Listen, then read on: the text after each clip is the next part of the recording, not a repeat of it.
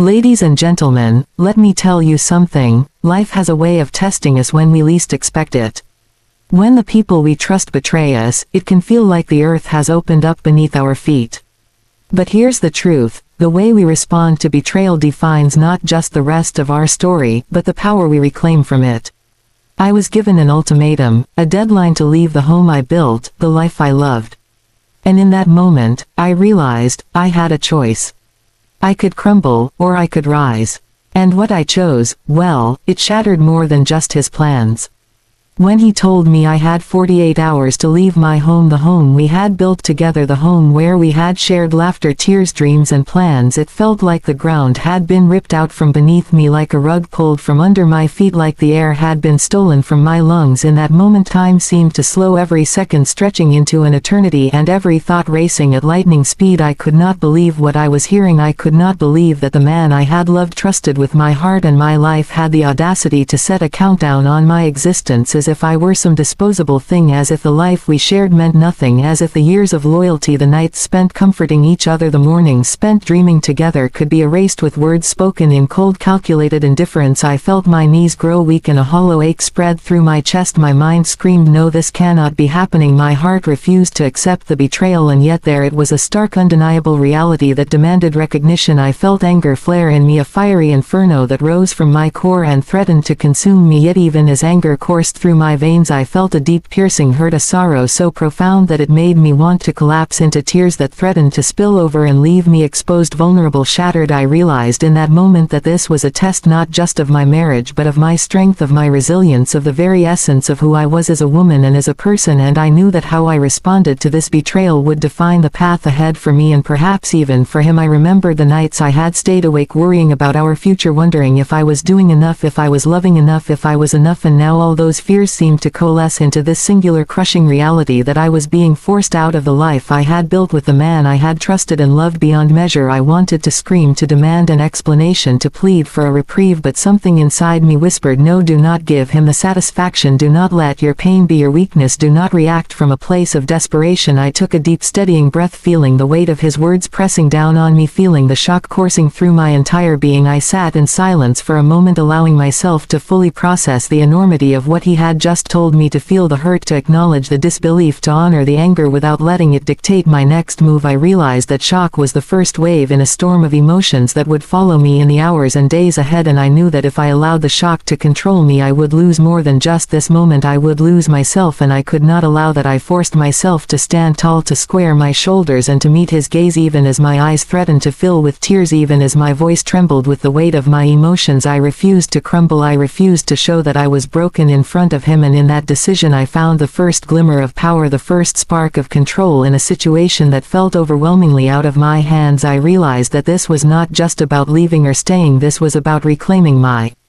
dignity, my self-respect, my ability to command my own life, and I knew that my response would set the tone for everything that followed. I thought about the history we shared, the memories, the moments that defined us, and I allowed myself to grieve for what I was losing, for the life that would never be the same. But I also allowed myself to recognize that grief was not weakness and sorrow was not surrender, that these feelings were part of my humanity and they could coexist with strength, with courage, with the clarity of mind that I now needed more than ever. I felt a determination rise in me, a clarity that cut through the haze of pain, that sharpened my focus and reminded me that while he could dictate the timeline of my departure, he could not dictate the course of my heart or the power that lay within me. I reminded myself that I had faced challenges before, that I had endured hardships that had tested my resolve, and that I had emerged stronger from every one of them, and now I was being called to do the same. I refused to let his betrayal define me, refused to let his choices diminish my worth, refused to let 48 hours of imposed exile steal my identity. I knew that the first step was to gather my thoughts, to understand my options, to feel the full spectrum of emotions without letting them control me, and to prepare for what was to come with a mind as steady as my heart was wounded. I remembered the countless times I had been underestimated, the times I had been told I could not succeed, the moments I had been dismissed or overlooked, and I realized that all of those experiences had prepared me for this moment, that every hardship had strengthened my core, that every disappointment had fortified my spirit, and that now I was ready to rise in a way that he could not have predicted. I thought about the life we had shared, and I allowed myself to feel gratitude for the good, the love, the laughter, the lessons, even as I felt the sting of betrayal, because I knew that holding on to anger without perspective would only weaken me. I made a conscious choice to separate my emotions from my strategy, to honor my feelings while also maintaining control over my actions, to ensure that my response would be rooted in empowerment and not in reaction. I told myself that in these 48 hours I would not waste a single moment on despair, that I would use the time to reclaim my power, to plan my next moves, to ensure that when the clock ran out I would be the one standing tall and he would be the one forced to confront the consequences of his choices. I reflected on my identity as a woman, as a partner, as a human being capable of resilience and reinvention, and I realized that this moment did not signal the end of my life. It signaled the beginning of a transformation, a turning point that could lead me to a life unshackled from betrayal, a life defined by my choices and my strength. I allowed myself to cry in private, to release the pain, to honor the depth of my heartbreak, because I knew that acknowledging it was part of the process. And then I wiped my tears and I drew a line under the devastation and made a silent vow that I would not allow him to see my weakness, that I would emerge from this trial not only intact but empowered and unstoppable. I began to visualize the steps I would take to protect myself, to reclaim what was mine, to rise above the situation with dignity and strategy. I mapped out my priorities, my resources, my allies, and the actions I would need to take to ensure that when the 48 hours were over I would have turned a forced departure into a declaration of independence. I reminded myself that power is not always loud, sometimes power is quiet, measured, deliberate, and unwavering, and I resolved that I would wield my power with precision, not recklessness. I thought about every conversation, every interaction, every glance, and realized that calm observation would be my ally, that clarity of mind would guide me, that strategic patience would be my weapon. I felt a sense of liberation begin to bloom within me, a small flicker at first and then a growing flame that reminded me that betrayal does not define who we are, that our response does, that the way we rise after being pushed to the edge is the measure of our strength. And in that moment I knew I had a choice, to crumble or to soar, and I chose to soar. I spent the next hours in reflection, meditation, and quiet planning, thinking deeply about the life I wanted, the future I deserved, and the woman I was committed to becoming. I allowed myself to fully feel the shock, the grief, the anger, and then I released them one by one, transforming them into resolve, determination, and power. I realized that this was not just a test of my marriage, this was a test of my soul, my character, my ability to rise above adversity and emerge victorious. I knew that the clock ticking down those 48 hours was not a countdown to despair, but a countdown to transformation, to empowerment, to reclaiming my narrative, and I embraced it fully, knowing that when the time came to act one would do so with dignity, strategy, and unwavering strength. And in that realization I found my first taste of victory, my first reclaiming of power. In a moment when everything seemed lost, I understood that shock and betrayal could not break me, that they could only refine me and prepare me for the life that awaited beyond the pain. And as I stood there in silence, in the quiet of my thoughts, I made a solemn commitment to myself that no ultimatum, no betrayal, no man could ever again dictate the measure of my worth, for I had discovered in those moments of shock that true power comes from within, and I was ready to wield it fully, boldly, and without hesitation. Those 48 hours were the most intense hours of my life. Each moment stretched like an eternity, each second weighed heavy with the knowledge that my life was about to change forever. Yet even in the midst of fear, uncertainty, and betrayal, I made a conscious choice to gather my strength, to reclaim my mind and heart from the chaos that threatened to consume me. I woke the next morning with a sense of purpose. I refused to allow despair to take root in my soul, and instead I focused on the power that still resided within me, the power that had always been there, the power that I sometimes forgot in the comfort of routine or the demands of daily life. I realized that strength is not always loud or obvious. Sometimes it is quiet, patient, deliberate, and it is in that quietness that true power can be found. I began by centering myself, reflecting deeply on who I was, who I had been, and who I was determined to become. I reminded myself of all the challenges I had faced in my life, the moments when I had felt weak or defeated, and yet somehow I had risen every single time. I realized that resilience was not something that happened to me, it was something I cultivated, something I nurtured, something that was forged in the fires of my past experiences, and it was now time to call on that resilience to carry me through the storm that had been forced upon me. I allowed myself to feel the emotions that threatened to overwhelm me, the grief, the betrayal, the anger, the sadness, and I did not fight them or suppress them. Instead, I welcomed them fully as part of my humanity. I cried in the privacy of my room, letting tears flow freely, releasing the weight of pain from my body. Yet even as I allowed myself this release, I reminded myself that tears were not weakness, they were cleansing and preparing me for the actions I would need to take. I spent hours reflecting on my life, my marriage, my choices.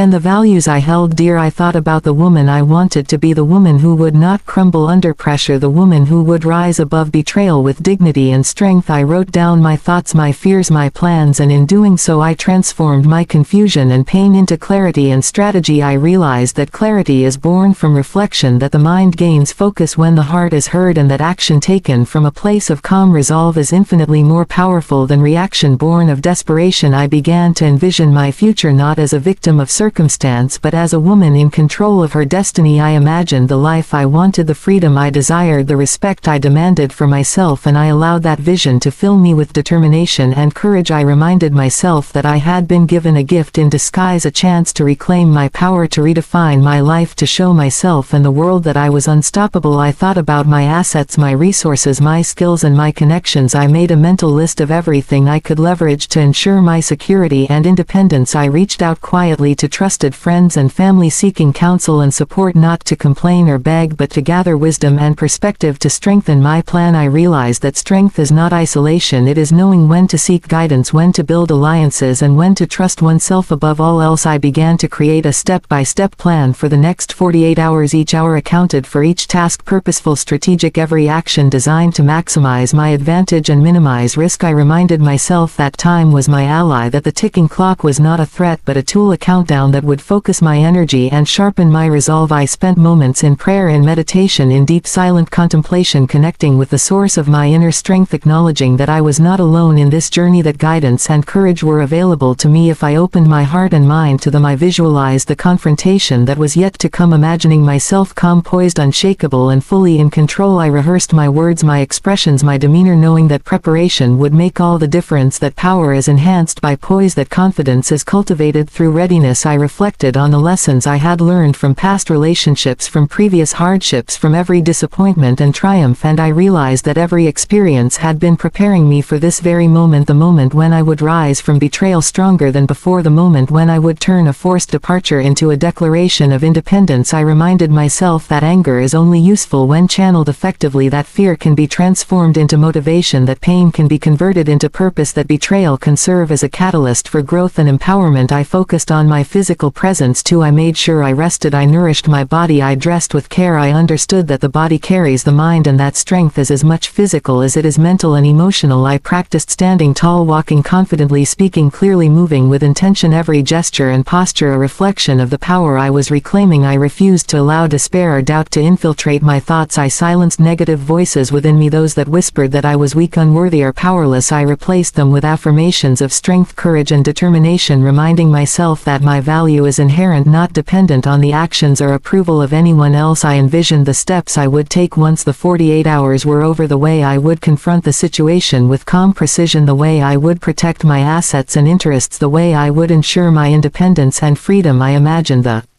pride and confidence I would feel standing in my own power, knowing that I had turned a moment of betrayal into a moment of transformation. I reflected on the legacy I wanted to leave, the example I wanted to set for those who might witness my journey, for the woman I wanted to be, and I realized that every choice I made in these 48 hours would ripple far beyond the immediate circumstances, that every decision to act with dignity, clarity, and strategy would define me forever. I spent time in quiet introspection, examining my emotions, analyzing my options, and considering the consequences of every possible action. I refused to act impulsively. I refused to react out of anger or hurt. Instead, I cultivated patience and foresight, knowing that calculated action is always more powerful than reactive emotion. I reminded myself that control over myself is more important than control over others, that the way I manage my heart, mind, and actions defines my strength far more than any attempt to manipulate or punish those who wrong me. I focused on building confidence in my ability to navigate this challenge, to trust my instincts, to rely on my intelligence, resourcefulness, and resilience. I felt a growing sense of empowerment as I realized that betrayal had not diminished me, it had revealed the depths of my strength and the extent of my potential. I allowed myself moments of reflection, to consider the future beyond this crisis, to imagine a life free from fear, pain, and dependence, to visualize a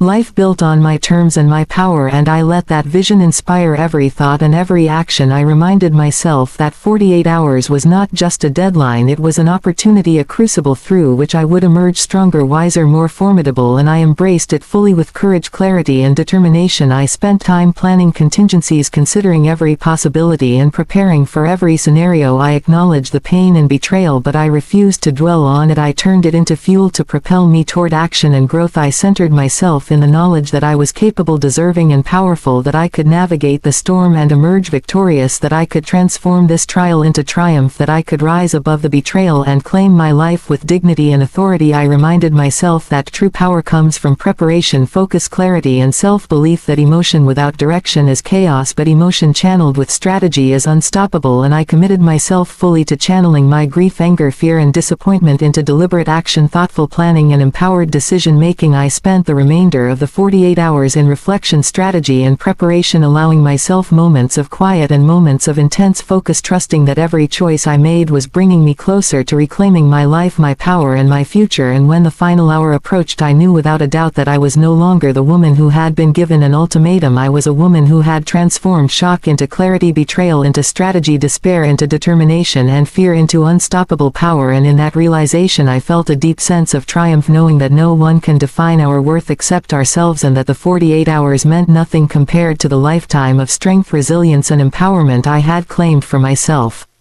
Before I took any step forward, I knew that clarity and truth were my greatest allies, that exposing the reality of his betrayal was the only way to regain the power he thought he had taken from me. I spent hours collecting every detail, every hidden message, every secret call, every lie that had been whispered in shadows, and I documented them meticulously, not to shame, not to humiliate, but to arm myself with the undeniable facts that would leave no room for deception or doubt. I understood that knowledge is power and proof is strength, and I refused to enter the next phase of my life unarmed. I reviewed each message, each note, each trace of his duplicity with steady hands and an unwavering mind, noting every inconsistency, every lie, every moment that revealed the truth about his actions. And as I did, I felt a strange mix of emotions, rage and sorrow, betrayal and relief, all blending together. But beneath it all was a fierce resolve that I would no longer be deceived or undermined, that I would take my rightful place as the woman in control of my destiny. I planned the moment I would confront him, imagining it down to the smallest detail, imagining myself calm, poised, unwavering, fully aware of the power that would shift when the truth was laid bare. I knew that my confrontation would not be loud or chaotic, it would be deliberate, measured, and devastating in its impact. I reminded myself that exposing the truth is not revenge, it is restoration, that by revealing what has been hidden I reclaim not only what has been taken but also the narrative that belongs to me. I practiced my words, my tone, my posture, ensuring that I would convey confidence, authority, and clarity, that I would not be swayed by guilt or anger or manipulation, that I would stand as a testament to the power of truth. I reflected on the psychology of betrayal, the ways people hide the things they do, the justifications they use, the masks they wear.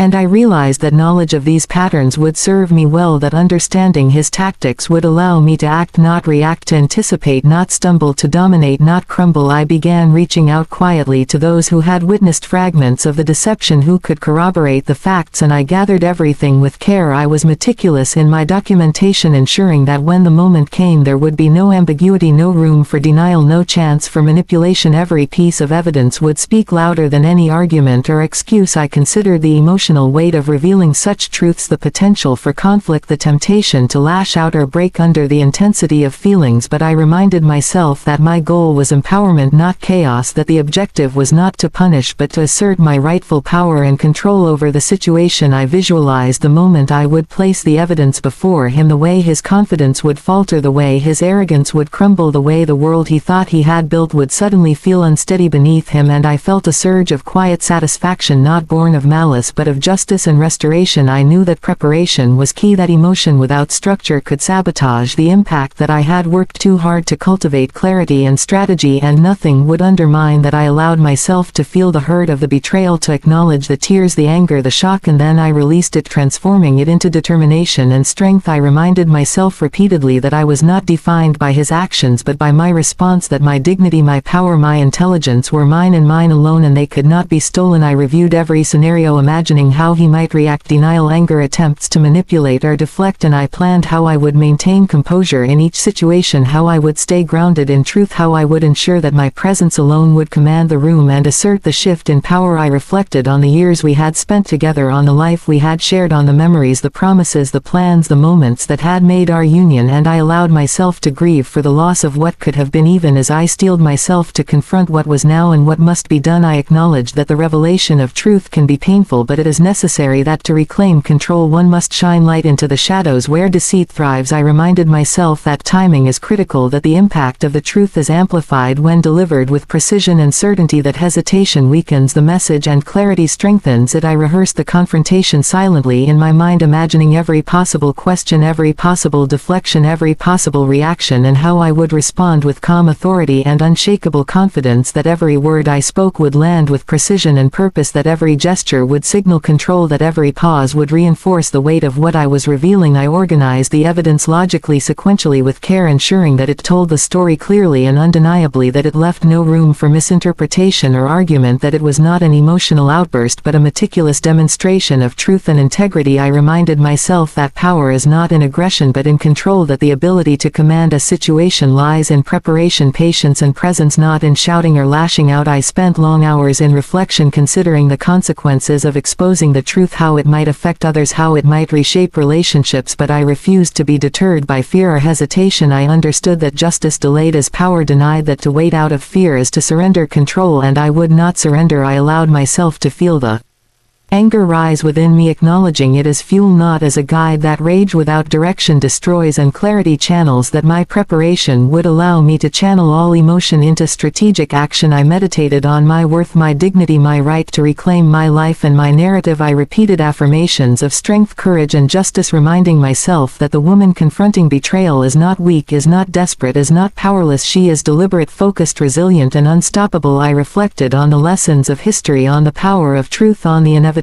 of deceit being revealed, and I embraced the certainty that when the moment came the shift would be undeniable, that his world would falter not because I sought to destroy it but because the foundation of his deception could not withstand scrutiny. I considered the potential for manipulation, attempts, guilt trips, excuses, lies, and I prepared countermeasures in my mind, responses that were calm, factual, measured, grounded in evidence and power, that would allow me to maintain composure and control at all times. I wrote down the sequence of actions I would take, the order in which evidence would be presented, the words I would speak, the tone I would use, the expressions I would wear, ensuring that every element reinforced my authority and control. I envisioned the moment I would confront him, the way his expressions would change, the way doubt would creep into his demeanor, the way arrogance would crumble, the way power would shift from his hands into mine, and I allowed myself to feel the satisfaction of justice being restored, not through vengeance but through truth and clarity. I spent hours in quiet reflection, considering the emotional energy required to maintain composure, to deliver the truth effectively, to assert my power without aggression, and I reminded myself repeatedly that my goal was empowerment, not destruction, that my objective was clarity, not chaos, that my mission was to reclaim my life, not to destroy his. I practiced deep breathing, meditation, visualization, and mental rehearsal techniques to ensure that when the moment came my mind would be clear, my heart steady, and my presence commanding. I considered the long-term impact of exposing the truth on my life, my sense of self, my independence, and I acknowledged that this moment was a pivotal turning point, a moment where I could transform betrayal into empowerment, grief into strategy, pain into power. I reminded myself that I had already survived shock, that I had already begun to reclaim my strength, that I had already transformed despair into clarity, and that now I was ready to assert my authority and command my future. I visualized the moment of revelation. I imagined the clarity of evidence, the undeniable truth being laid bare, the shift in power in the room, the realization dawning in his eyes that the life he thought he controlled was now out of his hands, and I felt a surge of unshakable confidence, knowing that every step I had taken, every plan I had made, every ounce of preparation was coming to fruition. And in that moment I understood fully that exposing the truth was not just an act of revelation, it was an act of liberation, an act of reclaiming control, an act of demonstrating the strength, resilience, and power that had always resided within me, and I was ready to wield it fully, deliberately, and without hesitation. Once I had gathered the truth and steeled my resolve, I knew that the next step required not just clarity but strategy, that it was time to act with precision and foresight, that every move I made from this point forward had to reinforce the power I had been reclaiming. I reminded myself that strength is not demonstrated in haste but in careful, calculated steps that assert control without revealing vulnerability, that the woman who rises From betrayal to so with poise, authority and unwavering focus I spent hours mapping out my plan, considering every possible outcome, every potential obstacle, every reaction that could arise from the confrontation ahead. I wrote down sequences of action, timelines, contingencies, the order in which I would address each point, ensuring that nothing was left to chance, that the upper hand would always remain with me. I reminded myself that patience is a weapon, that preparation is armor, and that deliberate action carries more weight than impulsive outbursts. I considered the ways in which he might attempt to manipulate the situation, to deflect blame, to twist the narrative, and I planned countermeasures for each possibility: how I would respond calmly, confidently, factually, how I would maintain the moral and strategic high ground without being drawn into arguments or emotional traps. I visualized the moment I would confront him, the way I would enter the room with quiet authority, the way my posture would communicate power, the way my voice would carry conviction, the way every gesture would reinforce the undeniable shift of control from him to me. I reminded myself that this was not about revenge, it was about reclaiming my life, asserting my worth, and demonstrating that betrayal would no longer have dominion over me. I spent hours reviewing every document, every piece of evidence, every note, every message that revealed the truth, ensuring that when the moment came there would be no room for denial, no chance for deceit, no ambiguity, that every word, every fact, every trace would speak louder than emotion or manipulation. I prepared my mind to remain unshakable regardless of his reaction, to stay grounded in truth, to maintain composure, to project strength, that no attempt at intimidation, guilt or persuasion could sway me, that my presence alone would command attention and respect. I reflected on the importance of timing, that the impact of strategic action is amplified when delivered with careful consideration, that rushing or hesitation undermines power, and I adjusted my plan to ensure that each step was executed at the precise moment for maximum effect. I considered the emotional energy required to maintain composure, to act decisively, to assert authority, and I reminded myself that preparation and focus would carry me through, that the strength I had cultivated over the past 48 hours would now be unleashed in deliberate action. I began to prepare practical steps to secure my independence, to protect my assets, to ensure that my life beyond this moment was unassailable, that every legal, financial and personal measure was in place so that when I acted I would do so from a position of unassailable strength that no circumstance could undermine. I reminded myself that strategic action requires discipline, that every decision must be weighed, every word considered, every gesture intentional, that the woman who survives betrayal does so by being deliberate, not reactive, and I committed myself fully to this mindset. I visualized the confrontation with him in vivid detail, imagining his surprise, the shift in his demeanor, the sudden recognition that the narrative he had controlled for so long was slipping through his fingers. I practiced my responses to every possible argument, deflection or excuse, imagining myself responding with calm authority, clarity and unshakable confidence, that no manipulation could sway me, that no lie could undermine the truth, that my presence alone would assert the power I had reclaimed. I reflected on the lessons of history, the stories of women who rose from betrayal stronger, wiser, more formidable, and I allowed their strength to inspire me, to reinforce my confidence, to remind myself that I was capable of turning adversity into empowerment, that strategic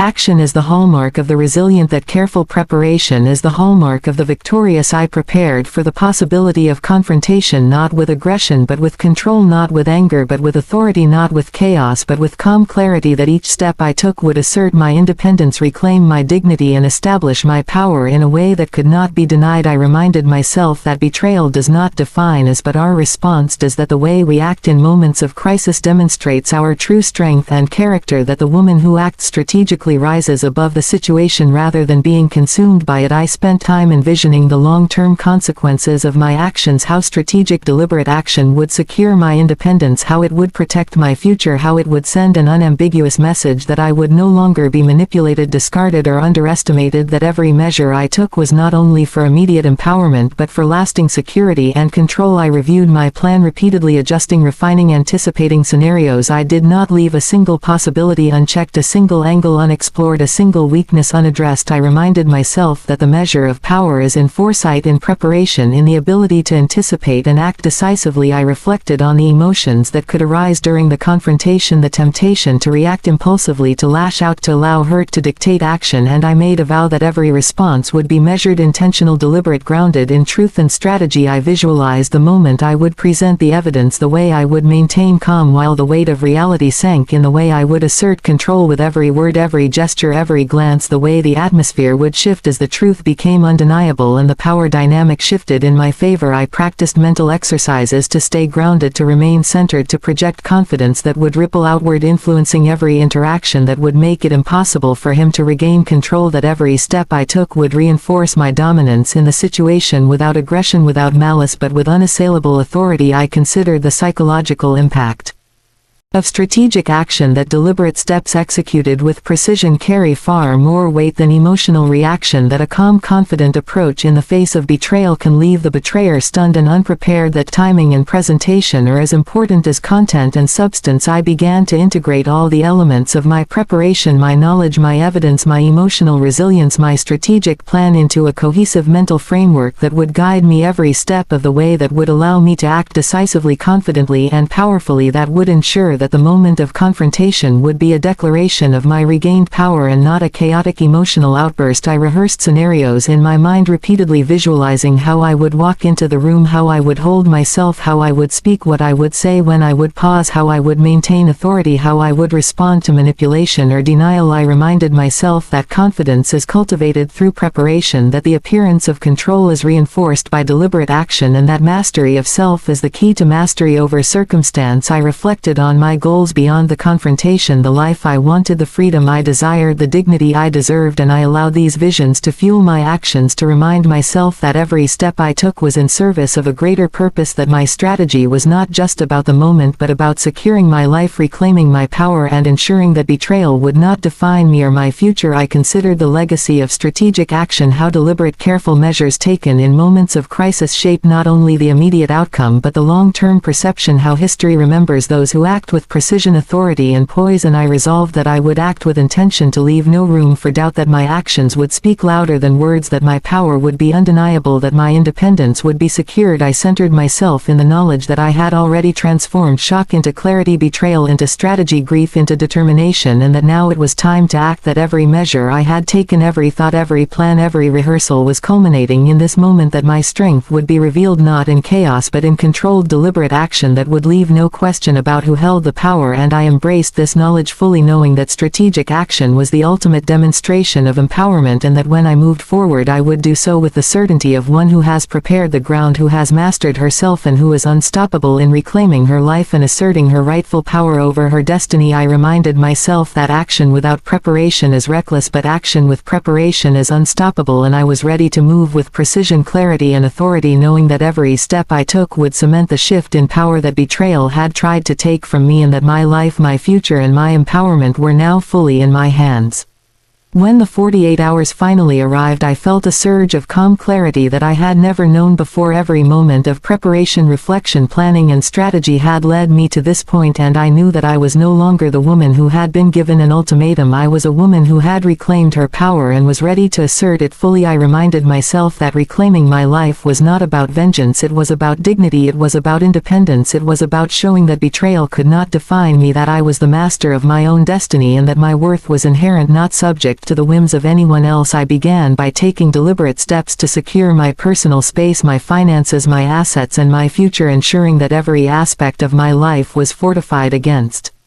uncertainty, that every decision I made was intentional, strategic, deliberate, and empowering. I reflected on the freedom that comes with taking control of your own life, the liberation that comes from refusing to be a victim, that empowerment that arises when you realize that you are capable of building a life that no one can take from you. I allowed myself to feel pride, not arrogance, not malice, but deep, steady pride in the woman I had become, the resilience I had cultivated, and the clarity I had gained. I moved with purpose, every step, every action a reflection of the power I had reclaimed. I contacted professionals quietly and efficiently, ensuring that my independence was legally and financially safeguarded. I reorganized my personal affairs to assert my control over my life, over my environment, over the future I was building. I considered my emotional well-being and took deliberate steps to nurture myself, to heal the wounds that betrayal had inflicted, to fortify my spirit and mind, to ensure that I was standing not only physically ready but emotionally and mentally unshakable. I reflected on the lessons I had learned through the process, the clarity that comes from planning, the empowerment that comes from preparation, the liberation that comes from refusing to be defined by another's choices, and I allowed those lessons to reinforce my confidence and determination. I made a list of the values that mattered most to me, the principles that would guide my actions, the boundaries that I would never allow anyone to cross again, and I committed myself fully to upholding them in every aspect of my life. I reminded myself that reclaiming your life requires deliberate action, not passive hope, that it requires courage, patience, strategy, and unwavering commitment to oneself, that it requires turning adversity into opportunity and pain into fuel for growth and empowerment. I began to engage with my social and support network quietly, strategically, surrounding myself with allies who would reinforce my independence, not pity me, but who would provide guidance, support, and strength that I would draw upon as I continued to reclaim every aspect of my existence. I focused on self-improvement, mental, spiritual, physical, ensuring that I was growing every day, becoming stronger, wiser, more formidable, that my life would reflect the power I had reclaimed, that my presence would radiate authority, confidence, and resilience that no one could diminish or undermine. I reflected on the emotional transformation I had undergone, from shock to clarity, betrayal to strategy, despair to empowerment, grief to determination, and I allowed myself to feel the magnitude of the change that had occurred within me. I embraced the woman I had become, the woman who acted deliberately, who commanded respect, who refused to be controlled or manipulated, who stood tall in the face of adversity and reclaimed her narrative. I took steps to redefine my environment, removing toxins, influences, and reminders of the past that no longer served me, that undermined my growth or threatened my peace, that I consciously created space for empowerment, opportunity, and independence to flourish. I began to articulate my personal vision for the future, a life defined by freedom, security, dignity, and self-respect, a life built on my terms, not dictated by the whims or betrayals of others. I reminded myself that the process of reclaiming your life is ongoing, that it requires vigilance, strategy, and self-awareness, that empowerment is not a moment but a lifestyle, and I committed myself fully to this path. I spent time reflecting on the emotional liberation that comes from refusing to be a victim, from taking responsibility for your own happiness, from asserting your power with calm clarity and strategic precision. I allowed myself to feel gratitude for the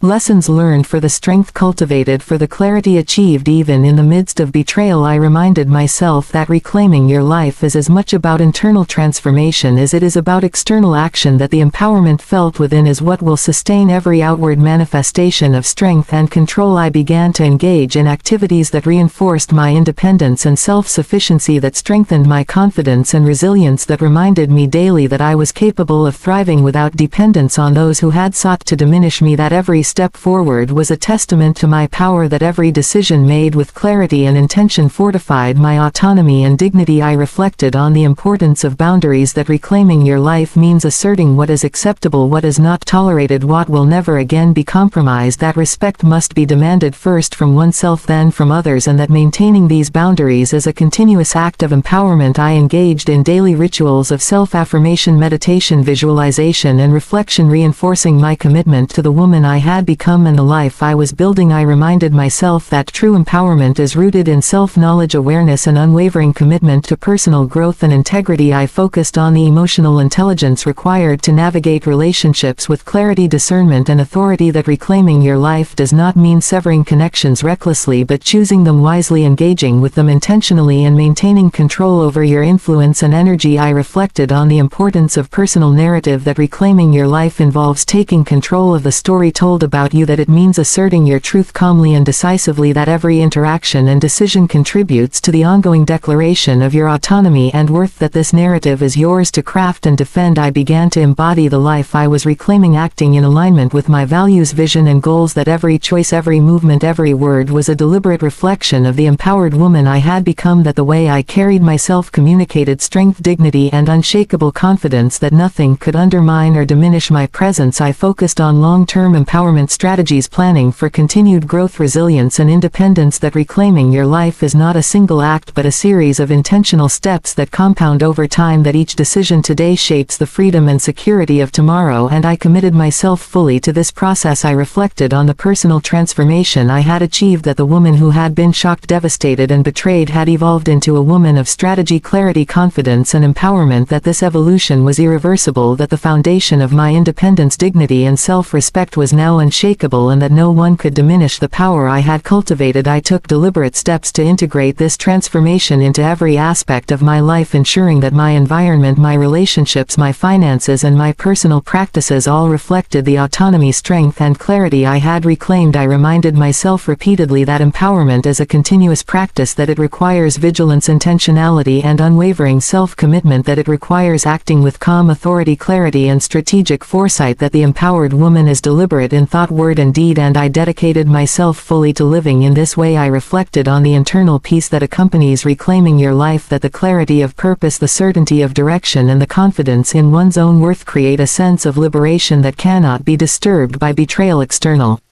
manipulation or deceit, that this peace is a reward for deliberate preparation and strategic action, and I embraced it fully. I focused on projecting this internal strength externally, that the way I moved spoke of authority, the way I spoke conveyed clarity, the way I acted demonstrated self-mastery, that others could sense the power I had reclaimed, and that this projection reinforced my autonomy and influence in every interaction. I reflected on the importance of vision, that reclaiming your life involves having a clear picture of the life you want and taking deliberate steps to manifest it, that it is not enough to react to circumstances, one must act intentionally to shape destiny, and I committed to doing so. I considered the lessons of the past betrayal, the shock, the grief, the despair, and I transformed them into fuel for growth, empowerment and strategic action, that every hardship experienced became a stepping stone toward autonomy and independence, that the energy spent on suffering was redirected into planning, acting and evolving. I reminded myself that reclaiming your life is not only about self-protection but also about self-realization, that the empowered woman emerges from adversity with greater clarity, confidence, resilience and authority, and that this realization must be integrated fully into every choice and every action. I focused on maintaining momentum, that empowerment is not static, that continued effort, vigilance and intentionality are required to sustain autonomy, that daily practice of strategic thinking, reflection and self-mastery is essential, and I committed myself fully to this path. I reflected on the profound sense of liberation that comes from reclaiming control over your life, over your narrative, over your future, that the weight of betrayal is lifted not by reaction or vengeance but by deliberate strategic empowerment, that this liberation is absolute and transformative, and I embraced it fully, that the woman I had become was unstoppable, autonomous, empowered and unshakable in her authority over her life and destiny. The moment had arrived, the culmination of all the preparation, reflection, planning and strategy that had consumed the last 48 hours, and I knew that everything was about to change, not just for me but for him, for the man who had believed he could dictate my fate, control my life and diminish my worth. I reminded myself to move with calm authority, that the power I wielded was not in anger or chaos but in deliberate presence, clarity and unshakable confidence, that every gesture, every word, every step would communicate the shift in power that had already occurred within me. I stepped forward fully aware of the weight of the moment, the gravity of what I was about to do, the inevitability of the impact of my actions. I knew that the moment was not about revenge but about justice and restoration, that it was not about humiliation but about clarity, that the truth when revealed with precision leaves no room for manipulation, denial or deflection. I allowed myself a deep steadying breath, centering my mind, body and spirit, focusing on the power I had cultivated, the resilience I had built, the clarity I had achieved over hours and days of reflection, preparation and strategic action. I visualized the scene, the room, the way my presence would fill the space, the way my composure would command attention, the way every word would land with deliberate authority, that nothing could undermine my impact, that the truth itself would speak louder than any attempt at deception or deflection. I reminded myself that I had already transformed shock into clarity, betrayal into strategy, despair into determination, grief into empowerment, and that now all of that energy would culminate in this act of reclamation of control and authority. I approached him calmly, deliberately, allowing the weight of my presence to register, allowing the reality of what was coming to settle into the space around us. I presented the evidence, every document, every note, every message, every undeniable trace of deceit and betrayal laid out with clarity, precision and authority. I spoke calmly, deliberately, each word chosen for maximum impact, each statement rooted in truth, each fact undeniable. I allowed him to see the reality of his actions not through accusation or rage but through the clarity of evidence and the authority of preparation. I observed observed his reactions, the way uncertainty flickered in his eyes, the hesitation, the faltering confidence, the subtle cracks in his facade, and I felt a quiet satisfaction not born of malice but of restoration and justice, that the power had shifted, that the narrative he had attempted to control was now firmly in my hands, that the woman he tried to discard had emerged not broken but dominant. I maintained composure as he attempted to deflect, manipulate, excuse, deny and deflect. I responded calmly, clearly, with facts and clarity that left no room for argument, no space for deceit, no chance for him to regain control, that every attempt to twist the story only reinforced the impact of the truth, that every pause in his words highlighted the shift in power from his hands to mine. I reminded myself repeatedly that power is not in reaction but in presence, that authority is demonstrated not through yelling or intimidation but through calm, unwavering confidence, that the ultimate impact comes from deliberate action, preparation and self-mastery, that the woman who masters herself masters the situation. I allowed the gravity of the truth to settle in, that the evidence spoke volumes, that the lies, the deception, the betrayal could no longer be hidden or minimized, that his world was crumbling not through my anger but through the undeniable revelation of reality, that clarity, truth and preparation were now the agents of justice. I observed the transformation in him, the faltering confidence, the growing realization that his attempts to control and manipulate had failed, that the life he thought he commanded was now unsteady, that the control he believed he held had shifted irrevocably, and I understood fully that this was the ultimate demonstration of power that preparation, strategy and composure could achieve. I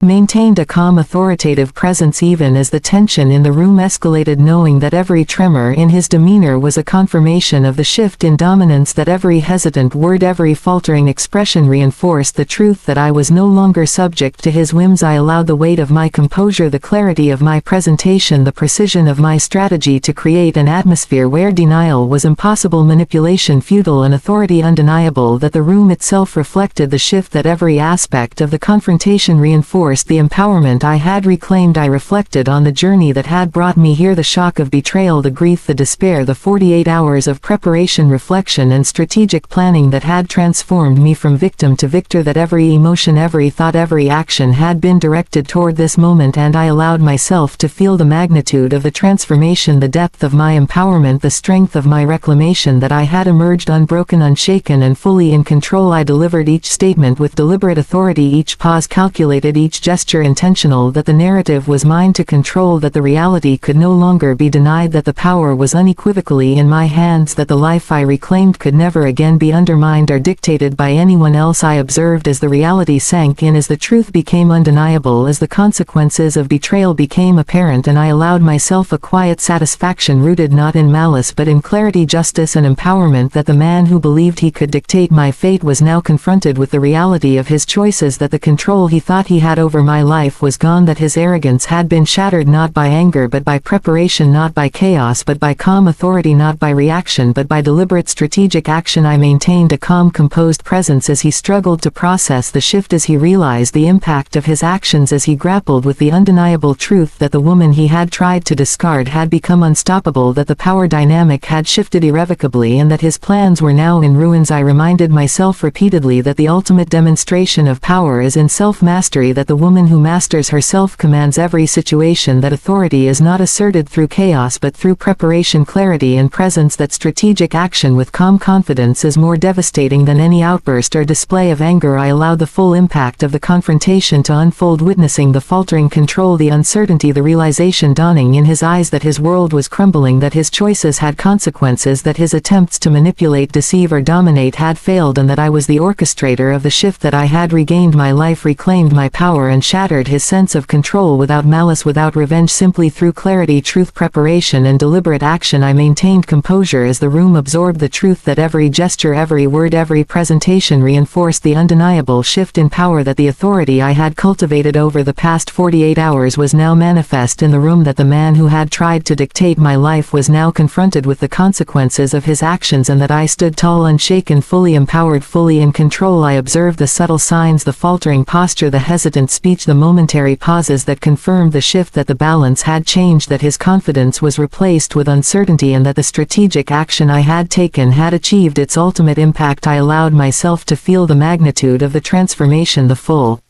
Realization of power reclaimed the depth of authority regained that every choice, every plan, every action over the past 48 hours had culminated in this moment of undeniable empowerment, that the life I had rebuilt and reclaimed was now fully mine, and that the man who had sought to diminish me had been shown the consequences of underestimating the strength, resilience and strategy of the woman he betrayed. I reminded myself that this was the ultimate victory, not born of malice but of deliberate action, not born of chaos but of calm authority, not born of reaction but of preparation and strategy, that the woman who stands in her truth commands her life and shatters the illusions of those who would try to undermine her. I allowed myself to fully embrace the triumph, the liberation, the empowerment, the unshakable clarity and control that had been my journey, the shift in power, the reclamation of life, the undeniable authority and independence that now defined every aspect of my existence. And I stood tall, fully aware that betrayal had been transformed into empowerment, that despair had been converted into strategy, that pain had become fuel, and that the woman I had become was unstoppable, autonomous and fully in control of her destiny. I walked away not with vengeance but with victory, not with anger but with empowerment, not with chaos but with calm authority. And in that moment I realized fully that the ultimate power comes from within, from preparation, from clarity, from strategy, from self-mastery, and that the woman who masters herself shatters worlds not through force but through deliberate, unwavering presence and undeniable authority, and that I had done exactly that, and nothing would ever diminish the life I had reclaimed, the power I had regained, or the woman I had become.